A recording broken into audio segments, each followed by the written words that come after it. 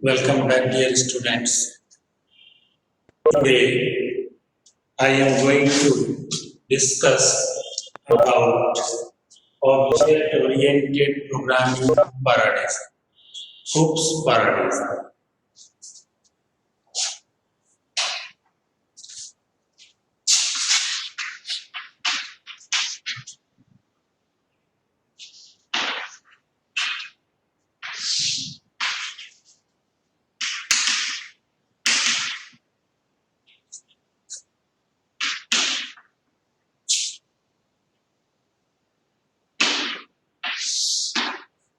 OOPS paradigm, also known as object-oriented programming technique.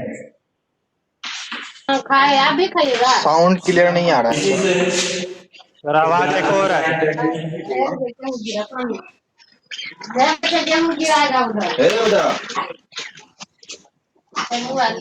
Sir, your audio is not audible. OOPS paradigm is also known as object-oriented technique, which is a program design technique. OOPS का मतलब है object oriented programming.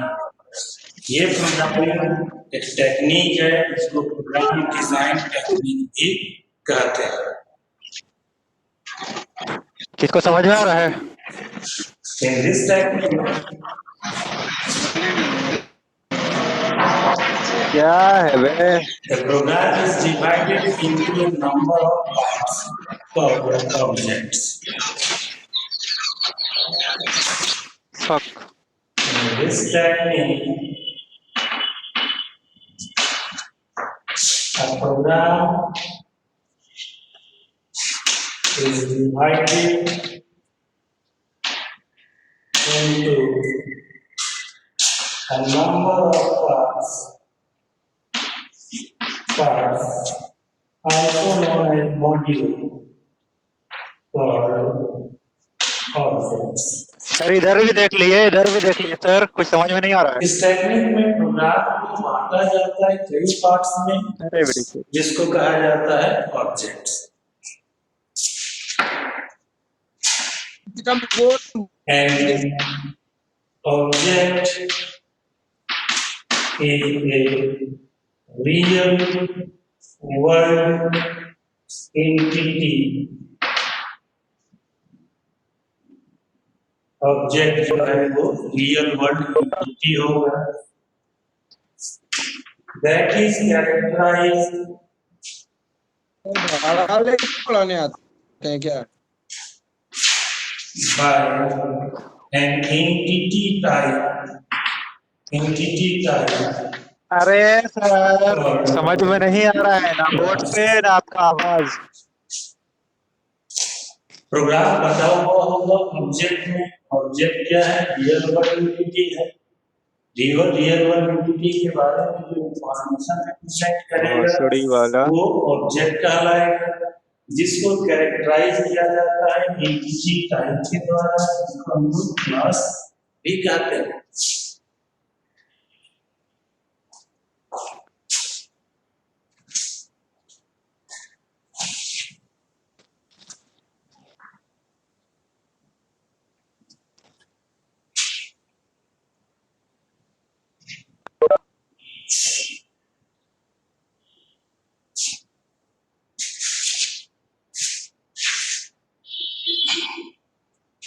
For example, a student belongs to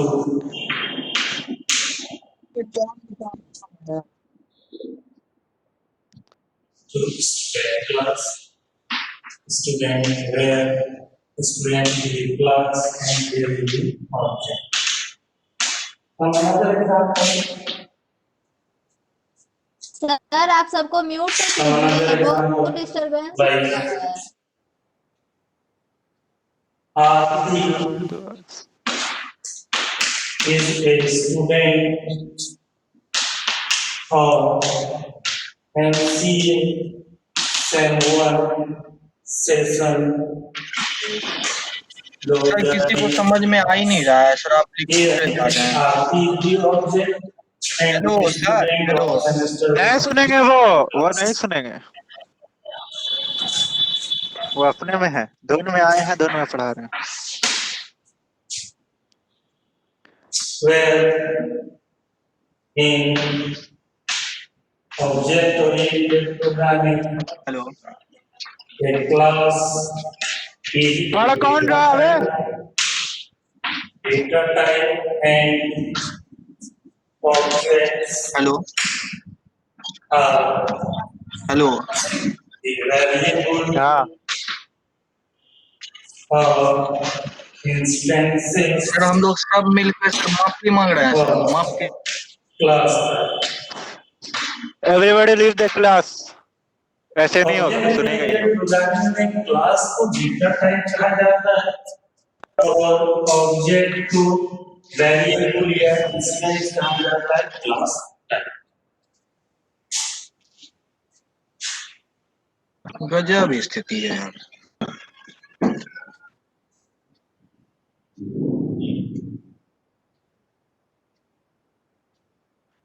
hello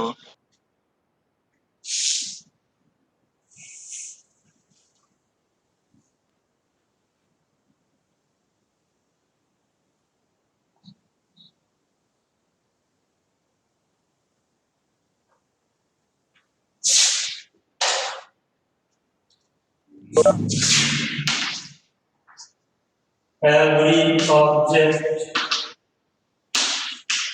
has some attributes called data member or member variable or fields that holds information about an object. So, object is basically a data unit. So, object is basically a data unit or record of an entity.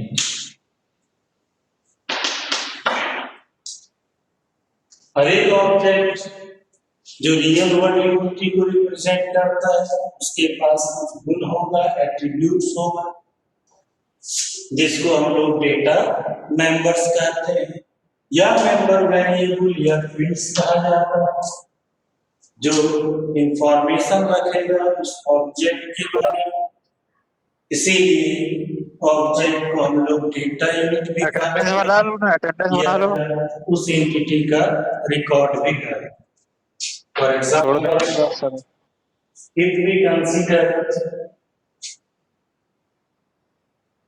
if we consider a student, then it is characterized by their roll number, name, course, session, etc. These are the attributes for the data member, where student is the object and these are the fields for data.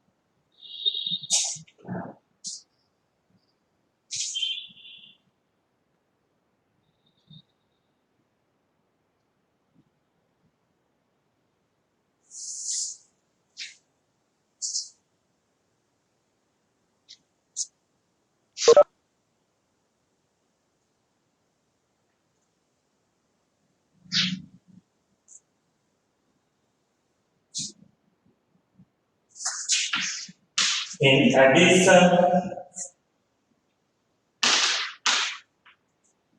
every object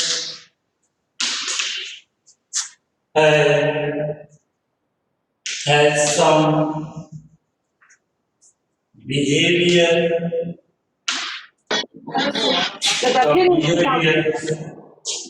upon their data management. ए टकला Behaviors are defined behaviors, that is also known as actions or operations performed, operations performed by an object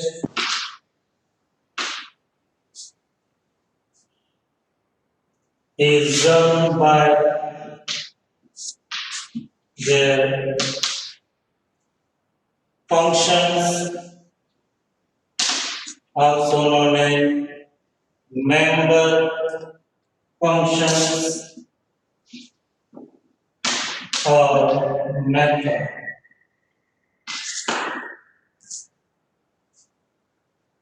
For example, get record of a student, put record, insert record, hello sir सुनिए तो hello hello hello delete record, हाँ बेटा बोलो बेटा update record,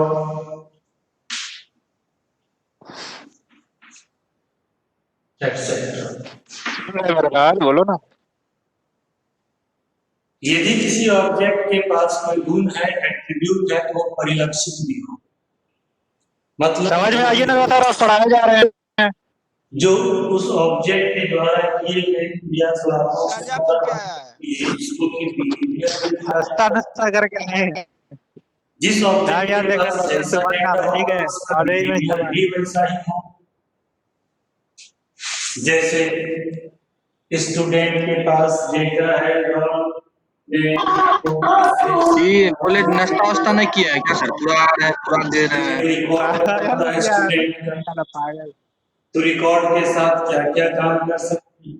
gate record, record हम दे सकते हैं user से, ऑपरेटर से पुट रिकॉर्ड शो कर सकते हैं रिकॉर्ड, इंसर्ट रिकॉर्ड नए रिकॉर्ड, डिलीट रिकॉर्ड किसी एग्जिस्टिंग रिकॉर्ड को डिलीट कर सकते हैं, अपडेट रिकॉर्ड किसी एग्जिस्टिंग रिकॉर्ड में मॉडिफिकेशन कर सकते हैं।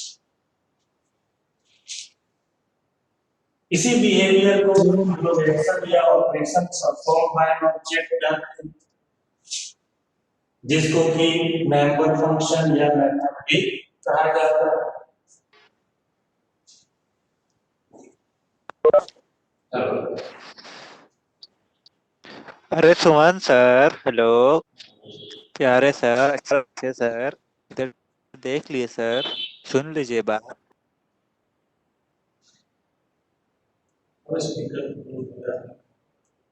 सर जाता है उधर से आता है डस्टर लेके मिटा देता है कुछ लिखने में भी नहीं आ रहा है यार क्या कौन लिख रहा है समझ दिखेगा तब ना लिखे ना समझ में आ रहा ना सुनाई दे रहा ना दिख रहा जो आवाज लिख तो रहा नहीं है हो रहा वो है जो जिसके पूरा समझ में आ रहा है भाई कॉपी देना अपना मेरा व्हाट्सएप नंबर ले लो मेरे पे सेंड कर देना समझ आ रहा है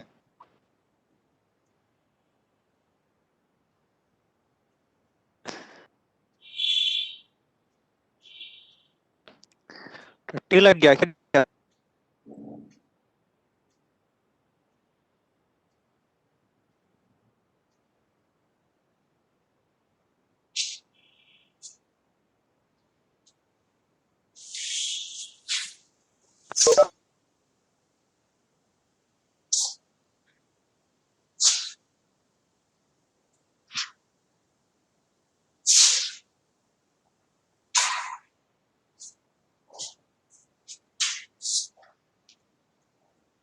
तो हर एक ऑब्जेक्ट के पास डेटा भी होगा और उसका फंक्शन भी होगा, मतलब एट्रीब्यूट भी होगा और बिहेवियर भी होगा।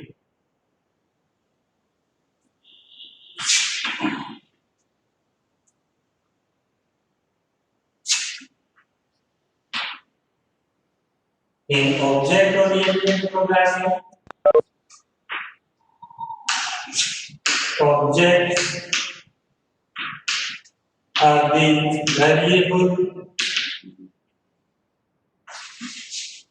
which allocates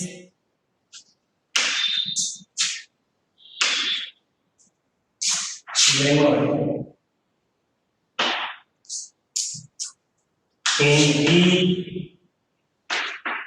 and will stack allocation. एक मेमोरी में हम लोग डेटा मेंबर क्रिएट करते हैं, डेटा मेंबर एलोकेट होता है। स्टैक में मेंबर फंक्शन एलोकेट होता है। तो ऑब्जेक्ट का जो मेमोरी होगा वो डेटा मेंबर के लिए होगा, मेंबर फंक्शन के लिए सेपरेट मेमोरी क्रिएट होता है जिसको स्टैक एलोकेशन कहते हैं। एक और स्टैक को डिटेल्स में देखोगे ऑपरेटिंग सिस्टम में मेमोरी मैनेजमेंट। तो ऑब्जेक्ट मेमोरी क्रिएट करता है। Whereas a class is a data type or data structure। Class जो होगा वो डेटा टाइप या डेटा स्ट्रक्चर होगा that is defined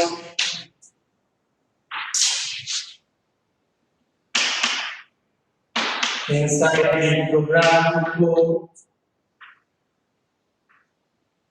as a module, as a code module। जहां पर क्लास को हम लोग क्या कह रहे हैं, डेटा टाइप या डेटा स्ट्रक्चर। C++ के लिए ये यूजर डिफाइंड डेटा टाइप होगा जिसको हम लोग डिफाइन करेंगे प्रोग्राम कोड। इसीलिए इसको कहा जाता है कोड मॉड्यूल और ऑब्जेक्ट में कहा जाता है मेमोरी मॉड्यूल। इसीलिए कह रहे हैं प्रोग्राम जो है वो बटा हुआ होगा ऑब्जेक्ट में और ऑब्जेक्ट को कैरेक्टराइज करेगा क्लास। तो प्रोग्रामिंग एलिमेंट्स दो हो गया हमारे पास, ऑब्जेक्ट भी हो गया और क्लास भी हो गया। ऑब्जेक्ट को मेमोरी मॉड्यूल कहेंगे और क्लास को कोड मॉड्यूल कहेंगे। कोडिंग करेंगे क्लास का, मेमोरी क्रिएट होगा ऑब्जेक्ट के लिए। जानते हो कि एक डेटा टाइप है, हम कई वेरिएबल्स क्रिएट कर सकते हैं। तो किसी भी एक क्लास के लिए क्या हो सकता है, एक से ज्यादा ऑब्जेक्ट हो सकता है। There is one to many mapping between a class and object. A class may be instantiated a number of times. यह दो या दो से ज्यादा ऑब्जेक्ट बिलोंग कर सकता है क्लास, एक ही क्लास से।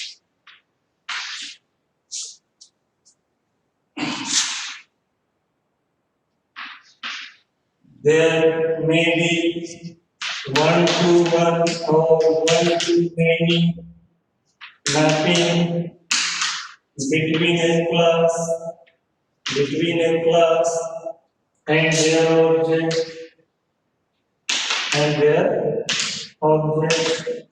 एक क्लास हो सकता है, उसका एक ऑब्जेक्ट होगा या एक से अधिक ऑब्जेक्ट हो सकता है। जैसे एग्जांपल में स्टूडेंट क्लास है, स्टूडेंट ऑफ MCA सेम 1, इसका कई ऑब्जेक्ट हो सकता है, एक ऑब्जेक्ट भी हो सकता है जैसे आरती। दूसरा ऑब्जेक्ट भी हो सकता है कुंदन। तीसरा ऑब्जेक्ट भी हो सकता है अनीसा। कई ऑब्जेक्ट हो सकते हैं। इसीलिए क्लास और ऑब्जेक्ट के बीच 1 to 1 का मैपिंग भी हो सकता है और 1 to many का मैपिंग भी हो सकता है। लेकिन कई क्लास का एक ऑब्जेक्ट नहीं हो सकता है, दो या दो से ज्यादा क्लास का एक ऑब्जेक्ट नहीं बना सकता।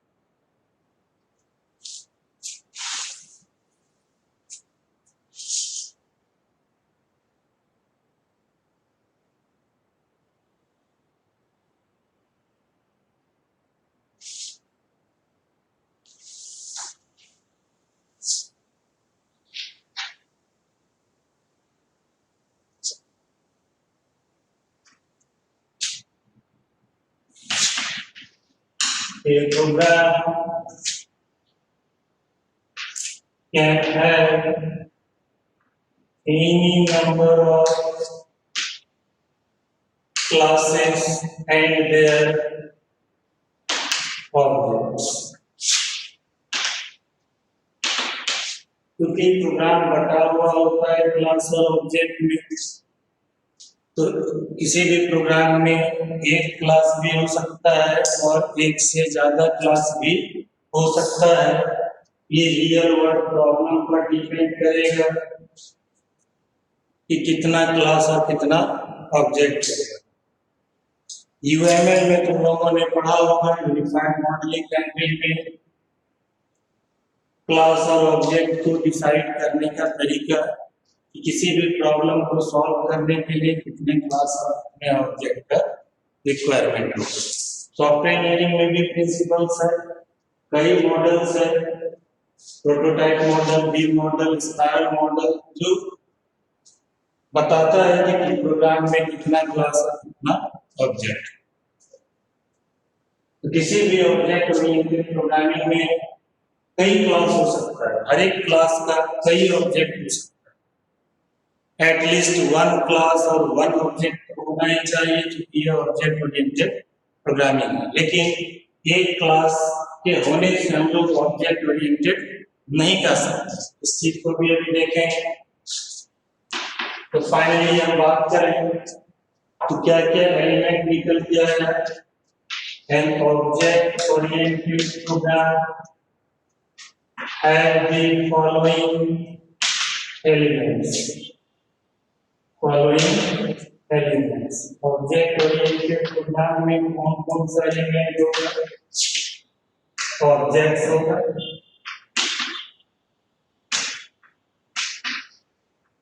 क्लासेस होगा, ये दोनों को हम लोग कहते हैं मॉड्यूल कहते हैं। यहाँ पर ऑब्जेक्ट जो है मेमोरी मॉड्यूल है,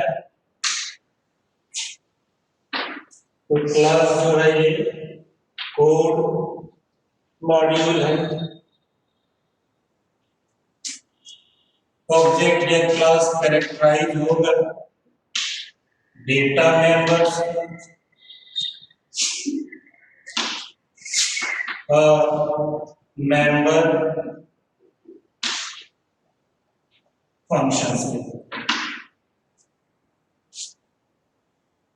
These are the elements of a class. We have finally four elements of in object-oriented programming. Objects जो मेमोरी मॉड्यूल को रिप्रेजेंट करेगा, क्लास जो कोड मॉड्यूल को रिप्रेजेंट करेगा, both are modules in object-oriented programming.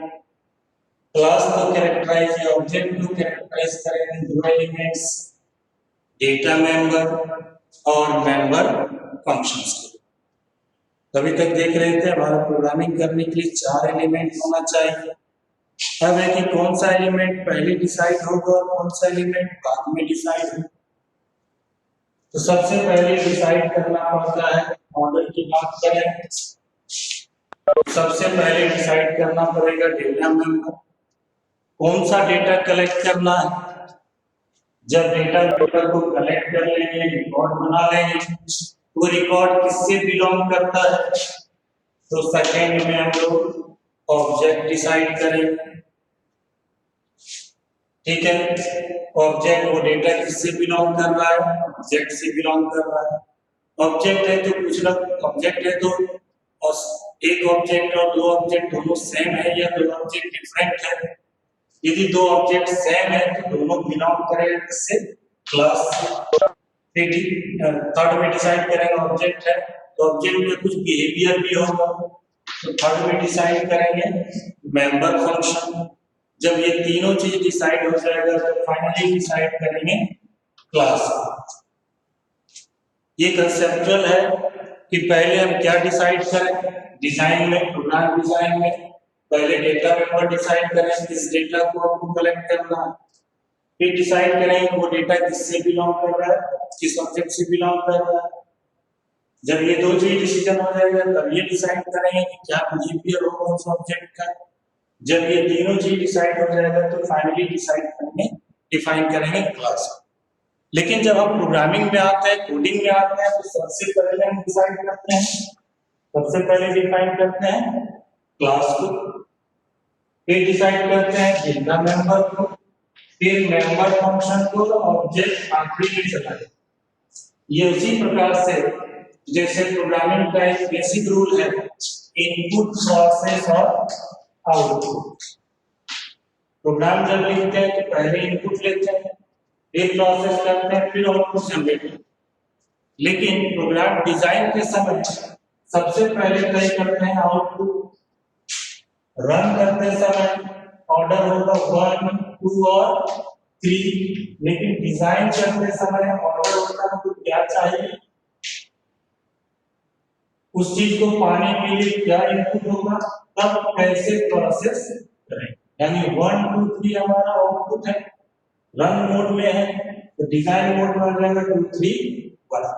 इसी प्रकार से आप प्रोग्राम ऑब्जेक्ट ओरिएंटेड प्रोग्रामिंग बनाते हैं तो सबसे पहले तो क्लास डिफाइन करते हैं कोड में, तब हम लोग क्लास के अंदर डिफाइन करते हैं डेटा मेंबर और मेंबर फंक्शन और फाइनली तब ऑब्जेक्ट बनाते हैं।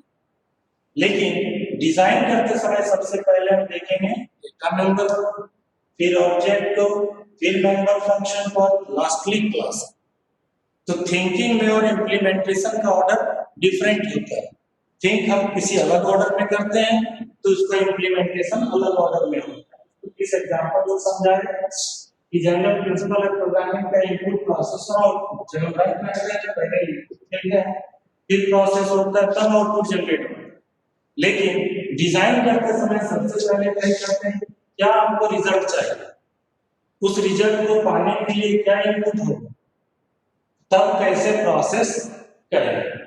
जैसे हमको एरिया चाहिए, एरिया आउटपुट चाहिए एरिया, पहले ये तय करेंगे क्या चाहिए। एरिया कैलकुलेट करने के लिए किसका रिक्वायरमेंट है, लेंथ और ब्रेड्थ का है। यदि हम रेक्टेंगल की बात कर रहे हैं तब प्रोसेस करेंगे कि कैसे होगा एरिया, लेंथ और ब्रेड्थ से कैसे निकलेगा, तो बेसिस।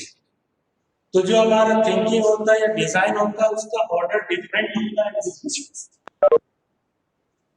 ये चार चीज हमने डिसाइड कर ली कि ऑब्जेक्ट ओरिएंटेड प्रोग्रामिंग में ये चार थिंग हो गए।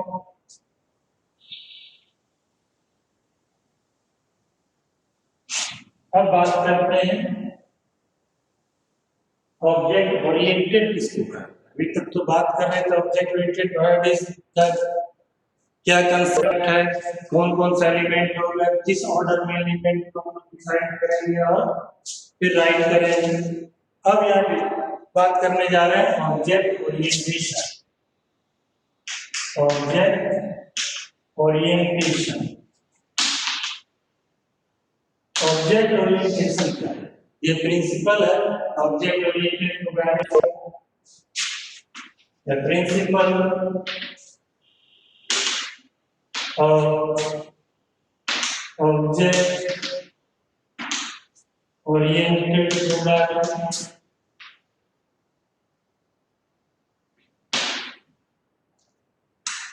that describes the organization or arrangement of objects in such a way that objects may communicate with each other। अभी बता रहे थे कि ऑब्जेक्ट ओरिएंटेड प्रोग्रामिंग में एक क्लास और एक ऑब्जेक्ट भी हो सकता है, या एक से ज्यादा क्लास और उसका कई ऑब्जेक्ट हो सकता है। यदि ऑब्जेक्ट ओरिएंटेड प्रोग्रामिंग में एक ही क्लास हुआ और उसका एक ही ऑब्जेक्ट हुआ, तो फिर ओरिएंटेशन और अरेंजमेंट का कोई बात ही नहीं है। जैसे अकेला दौड़ के फर्स्ट आना, तो ऑर्डर का कोई मतलब ही नहीं है। निर्विरोध चुनाव जीत जाना, कोई कंपटीशन ही नहीं है, कोई अरेंजमेंट ही नहीं है। तो ऐसे प्रोग्रामिंग को हम लोग ऑब्जेक्ट ओरिएंटेड प्रोग्रामिंग नहीं कर सकते हैं, उसको कहा जाएगा ऑब्जेक्ट बेस्ड प्रोग्रामिंग। जब तक हमारे प्रोग्राम में दो या दो से ज्यादा ऑब्जेक्ट नहीं होगा और सारे ऑब्जेक्ट के बीच कोई रिलेशन नहीं होगा, कोई कम्युनिकेशन नहीं होगा, तब तक वो ऑब्जेक्ट ओरिएंटेड प्रोग्रामिंग नहीं कर रहा है। उसको हम लोग कह सकते हैं ऑब्जेक्ट बेस्ड प्रोग्रामिंग। मतलब हमारा प्रोग्राम ऑब्जेक्ट पर बेस्ड है, ओरिएंटेड नहीं है। तो किसी भी ऑब्जेक्ट ओरिएंटेड प्रोग्राम में यदि केवल क्लास है, इंडिविजुअल क्लास है, एक ऑब्जेक्ट है, वो ऑब्जेक्ट बेस्ड प्रोग्रामिंग कहलाएगा। यदि दो या दो से ज्यादा क्लास और ऑब्जेक्ट भी है लेकिन दो ऑब्जेक्ट के बीच कोई रिलेशन नहीं है, तो वो भी कहलाएगा हमारा ऑब्जेक्ट बेस्ड ही कहलाएगा। ऑब्जेक्ट ओरिएंटेशन का मतलब है दो या दो से ज्यादा ऑब्जेक्ट के बीच रिलेशन एस्टेब्लिश करना, ताकि सारा ऑब्जेक्ट या दो से ज्यादा ऑब्जेक्ट मिलके काम कर सके।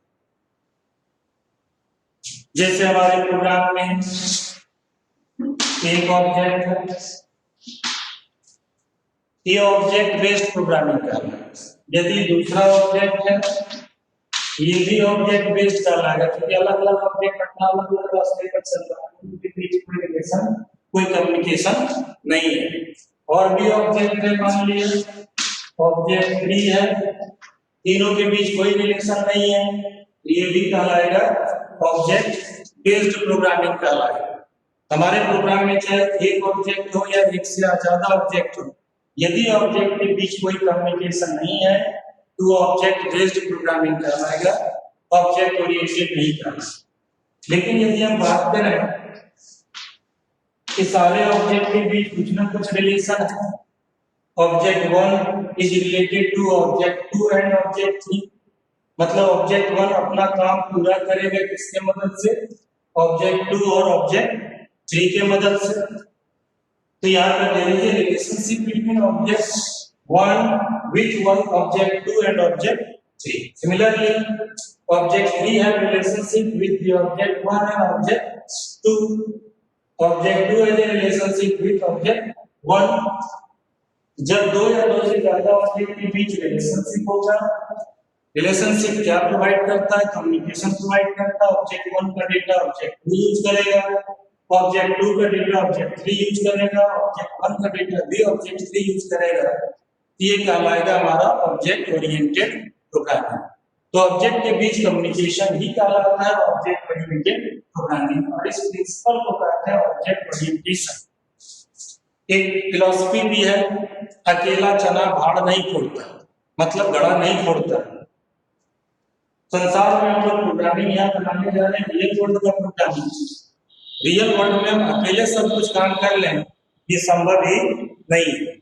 हमको दूसरे ऑब्जेक्ट के साथ तालमेल बिठाना पड़ता है, दूसरे ऑब्जेक्ट का मदद लेना पड़ता है, उसके साथ कम्युनिकेट करना पड़ता है। जैसे मान लो तुम स्टूडेंट तभी हो जब एमसीए कोर्स है या यूनिवर्सिटी है या कॉलेज है, तो यहाँ पर कॉलेज और स्टूडेंट के बीच रिलेशनशिप है। यदि कॉलेज नहीं होता तो स्टूडेंट एंटिटी का एक्सटेंस ही नहीं होता, अकेला वो चल ही नहीं सकता है। तो दो या दो से ज्यादा ऑब्जेक्ट के बीच रिलेशनशिप भी कहलाता है ऑब्जेक्ट ओरिएंटेशन। ऑब्जेक्ट को ओरिएंटेड करने के लिए रिलेशनशिप की जरूरत पड़ेगी। ऑब्जेक्ट ओरिएंटेशन करने के लिए रिलेशनशिप चाहिए। 3 तरह का मैनुअल रिलेशनशिप यूज किया जाता है। जैसे सी लैंग्वेज में पढ़े थे, फंक्शन और उसके बीच रिलेशनशिप, पेरेंट चाइल्ड रिलेशनशिप और शेयर्ड रिलेशनशिप, जिसको ग्लोबल फंक्शन कहते हैं। वो भी मॉड्यूलर प्रोग्रामिंग था, वहां पर भी कई फंक्शंस होते थे। यदि अलग अलग फंक्शन अलग अलग काम कर रहा है तो कोई रिलेशनशिप भी नहीं है, लास्ट टास्क को पूरा ही नहीं कर सकते।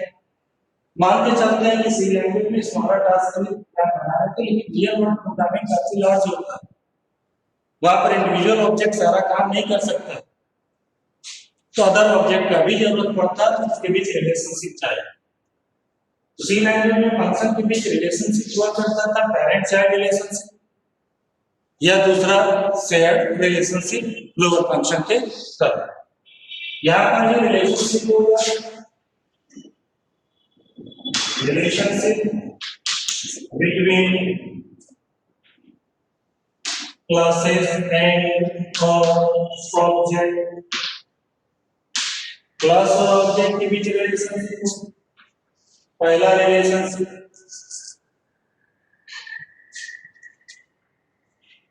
Generalisation and specialisation.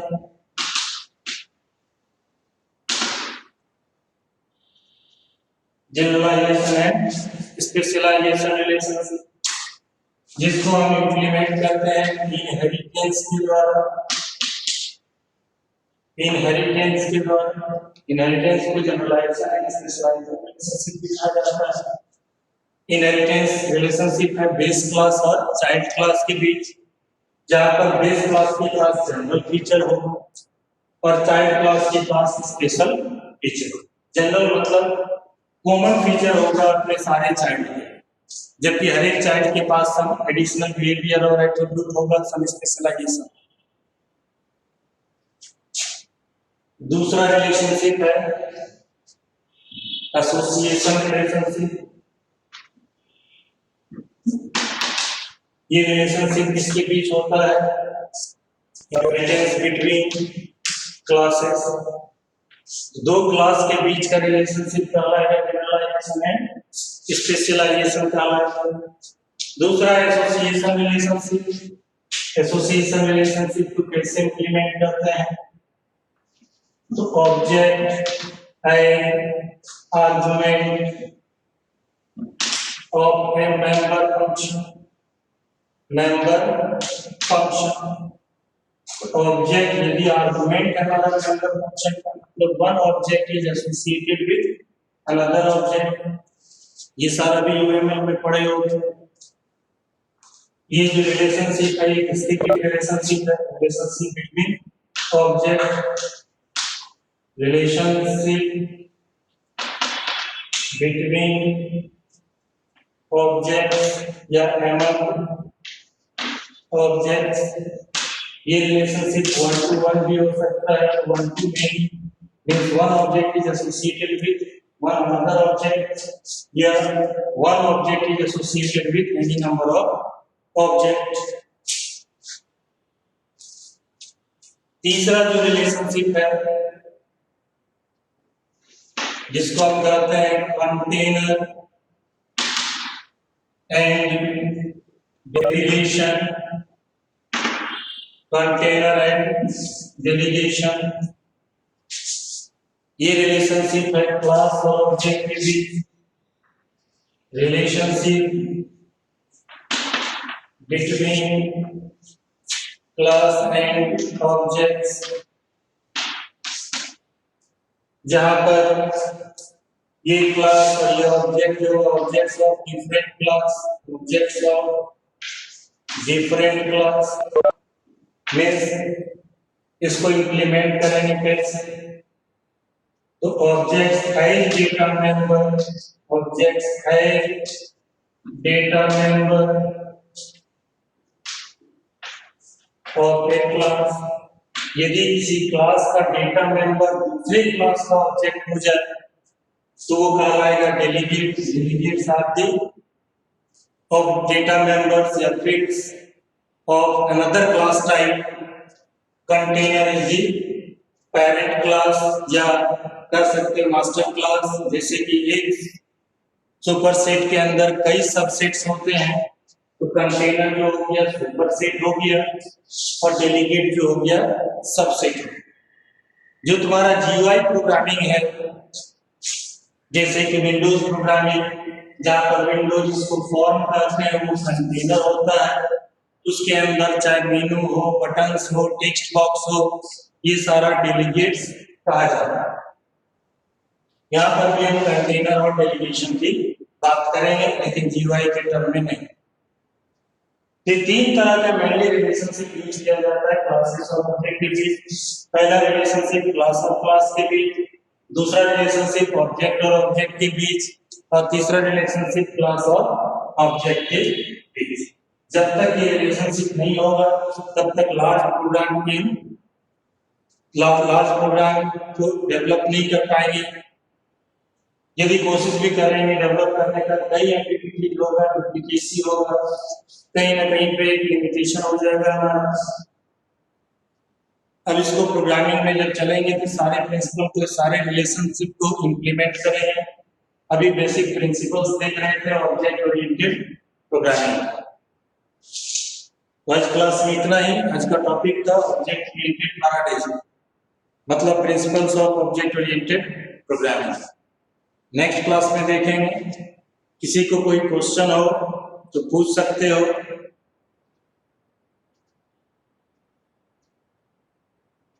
सर आपका क्लास समझ में ही नहीं आया सर, शुरू से आखिरी तक बहुत आवाज ड्रॉप हो समझ रहा में नहीं आएगा, समझने है। वाला समझ रहा है, नहीं समझ में आ रहा है ऑफलाइन क्लास में तो किसको समझ में आया सर, बोलिए ना। अरे बोलो, किसको समझ में आया भाई? भाई जितना सुन पाया थोड़ा बहुत समझ में तो आया। कुछ नहीं आया, नहीं आया। समझ में आया है थोड़ा थोड़ा, कुछ कुछ आवाज फंस रहा था। तो जहाँ जहाँ आवाज कट रहा था वहां थोड़ा समझ नहीं आया, बाकी तो ठीक ही समझ आया। ग्रेट। अपना कॉपी कॉपी दे देना तो।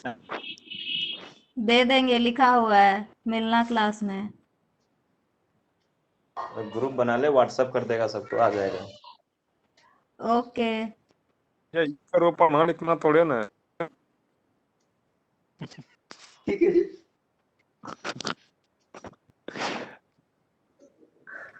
अटेंडेंस नहीं होगा सर?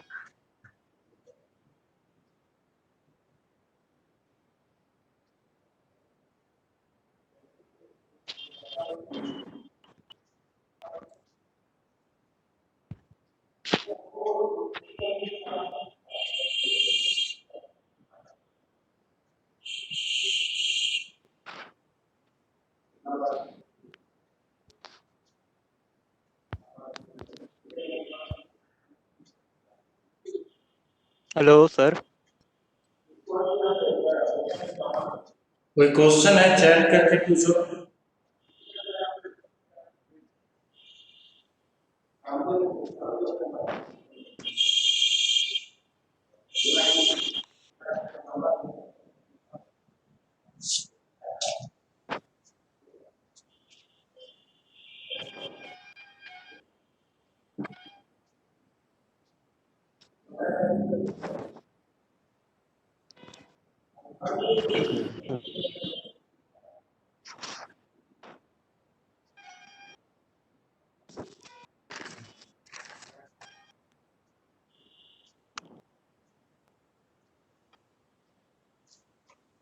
लीव कर दे सर, क्लास हो गया।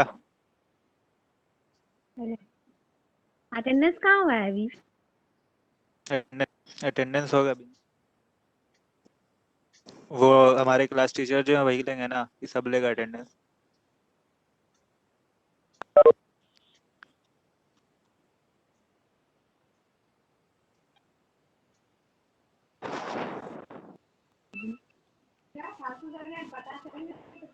भाई व्हाट्सएप ग्रुप बना के यार, कुछ समझ में नहीं आ रहा।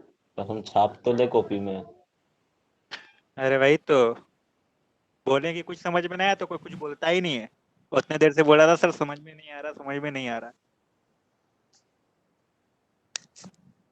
छापना है तो अच्छे से छापे ना। देखो छापना तो